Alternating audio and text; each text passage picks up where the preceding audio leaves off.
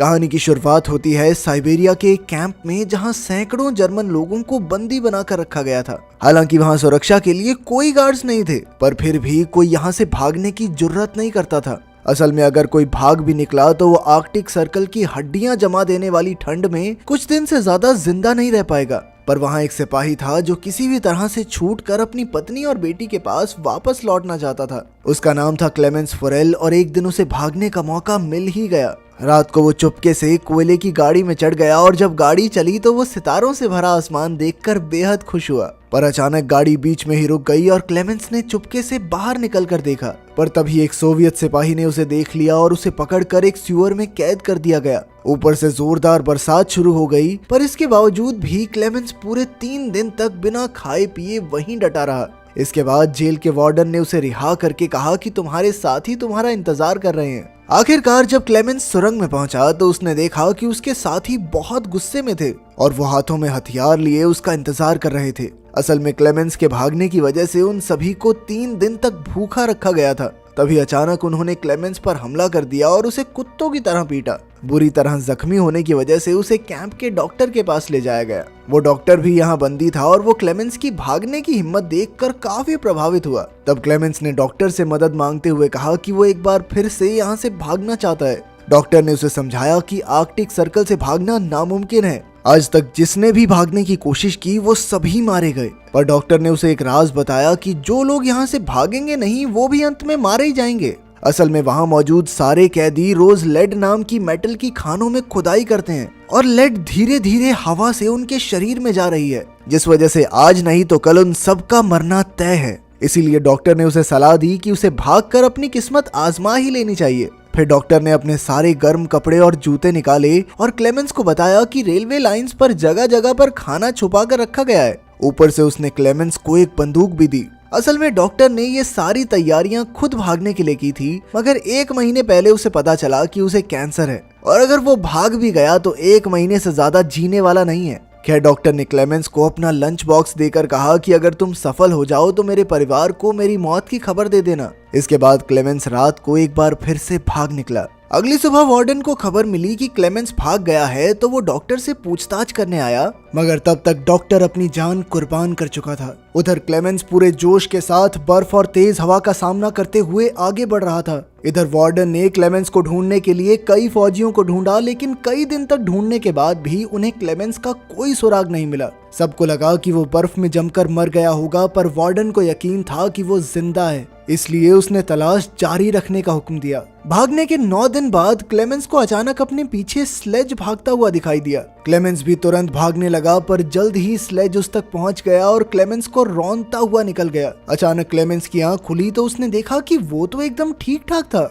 असल में ये पूरी घटना उसके मन का वहम थी। उसके चारों ओर सफेद बर्फ की चादर थी और खाना भी खत्म हो चुका था। उसका दिल डूबने लगा और उसने भगवान से कोई चमत्कार करने को कहा, पर आर्कटिक सर्कल में दूर दूर तक बर्फ के सिवा और कुछ नहीं था। अब उसके पास कोई चारा नहीं था, इसीलिए वो कुछ दिन तक जैसे तैसे आगे बढ़ता रहा। आखिरकार उसके शरीर ने जवाब दे दिया और वो भूख की वजह से बेहोश हो गया। कुछ समय बाद उसकी आंख खुली और उसने एक अजीब सी आवाज सुनी। तभी उसकी नजर एक सील पर पड़ी और उसकी आंखें चमक उठी। उसने तुरंत अपनी बंदूक निकाली और कांपते हाथों से सील पर गोलियां चला दी, पर बदकिस्मती से उसका एक भी निशाना नहीं लगा। सील भागने लगी तो क्लेमेंस उसके पीछे दौड़ा, पर अचानक वो बर्फीले पानी में घुस गई। खैर उसने ज्यादा न सोचते हुए एक गोली चलाई और आखिरकार सील को मारने में कामयाब रहा। खाना खाने के बाद उसने अपने पैरों पर पट्टियां बांध ली ताकि ठंड से उसे थोड़ी राहत मिले। थोड़े आराम के बाद क्लेमेंस फिर से अपने सफर पर निकल पड़ा। अपने अकेलेपन और इतने लंबे सफर में उसका दिमागी संतुलन आसानी से बिगड़ सकता था,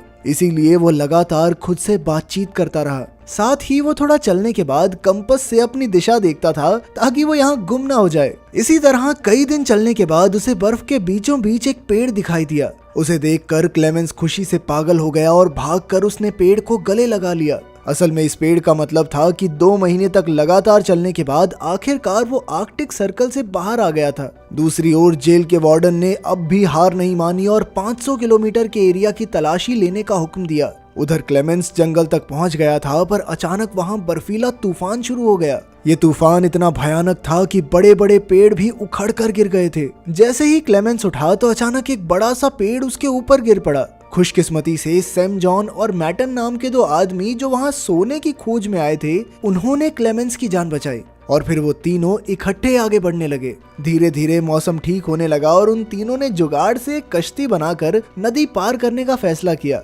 तीनों ने एक दूसरे को अपने जीवन की कहानियां सुनाई, पर कुछ ही देर में नदी का बहाव बहुत ज्यादा तेज हो गया, जिससे क्लेमेंस और मैटन कश्ती को संभाल नहीं पाए। अचानक सैम जॉन का बैलेंस बिगड़ा और वो नदी में गिर पड़ा। सैम जॉन डूबने ही वाला था कि क्लेमेंस ने अपनी जान की परवाह ना करते हुए तुरंत नदी में डुबकी लगा दी। काफी मुश्किलों के बाद वो सैम जॉन को किनारे तक ले ही आया। उधर मैटन उन्हें बीच में ही छोड़कर अकेला ही आगे बढ़ गया। जब वो अपनी झोपड़ी में पहुंचा तो उसने सोचा कि सैम जॉन तो नदी में मर ही गया होगा, इसीलिए उसने सैम जॉन का सोना और बाकी कीमती चीजें चुरा ली। लेकिन फिर कुछ ही पलों में सैम जॉन और क्लेमेंस भी वहां आ पहुंचे। मैटन के धोखे से सैम जॉन को बहुत गुस्सा आया, इसीलिए उसने गोली चलाकर मैटन की जान ले ली। इसके बाद सैम जॉन और क्लेमेंस ने अपना सामान बांधा और एक बार फिर से सफर पर निकल पड़े। खैर, जल्द ही सर्दी का मौसम शुरू हो गया और आगे बढ़ना और भी मुश्किल। तब क्लेमेंस ने सैम जॉन का बैग लेकर उसका बोझ कम करने की कोशिश की, मगर सैम जॉन को लगा कि क्लेमेंस उसका सोना चुराना चाहता है, इसलिए उसने अपने बैग से क्लेमेंस पर हमला कर दिया।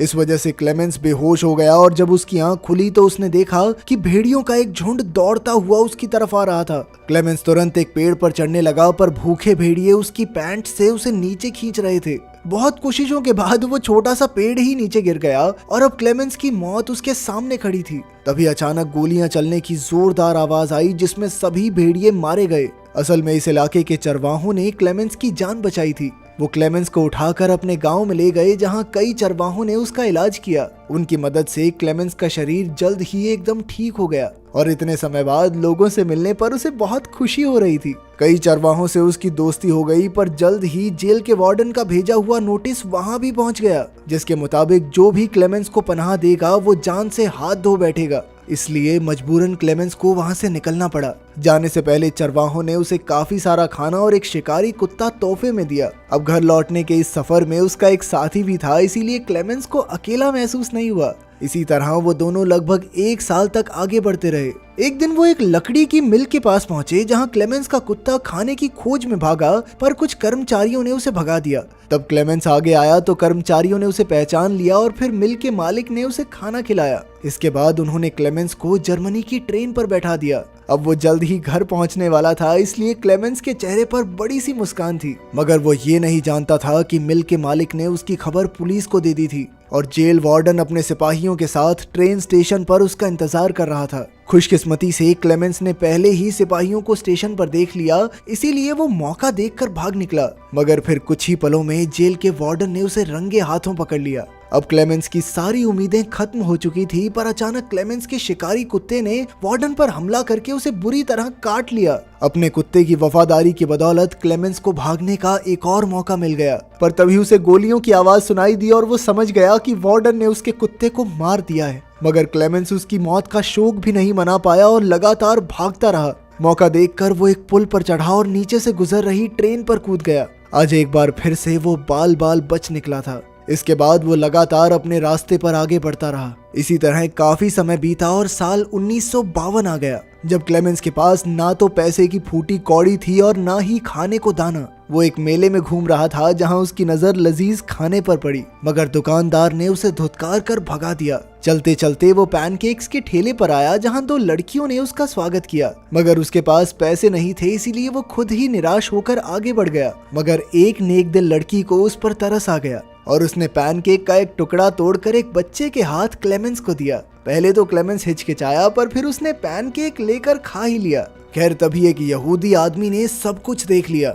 इधर क्लेमेंस चलते चलते एक चर्च में पहुंचा और उसने हाथ जोड़कर भगवान से प्रार्थना की। वो यहूदी आदमी भी उसके पीछे पीछे यहाँ तक आ पहुंचा, पर उसने क्लेमेंस को पुलिस के हवाले नहीं किया। असल में वो भी कुछ समय पहले एक वॉर प्रिजनर रह चुका था, इसीलिए वो क्लेमेंस की हालत समझ सकता था। वो क्लेमेंस को अपने घर ले आया, जहां क्लेमेंस नहा धोकर अपने पुराने रूप में वापस आ गया। यहूदी आदमी ने उसे एक पासपोर्ट और कुछ कागज भी दिए, जिससे क्लेमेंस का दिल भर आया। आखिरकार पासपोर्ट लेकर क्लेमेंस सोवियत सरहद के पार पहुंच गया और फिर थोड़ी पूछताछ के बाद उसे जाने दिया गया। क्लेमेंस को इतनी खुशी हुई कि उसे जानबूझकर अपनी हंसी रोकनी पड़ी। आखिरकार अब वो आजाद हो ही गया था, मगर जैसे ही वो सुआ पुल के बीच पहुंचा तो उसके चेहरे पर चमचमाती रोशनी आई और तभी उसके सामने जेल का वार्डन आ गया। उसे देखकर क्लेमेंस के होश उड़ गए और उसने पीछे मुड़कर देखा कि वो अब भी सोवियत जमीन पर ही था, जिसका मतलब ये था कि वार्डन अब भी उसे गिरफ्तार कर सकता है। अब क्लेमेंस का दिल डूब गया क्योंकि उसकी इतने सालों की कड़ी मेहनत के बाद अब आजाद होने की चाहत मिट्टी में मिल रही थी।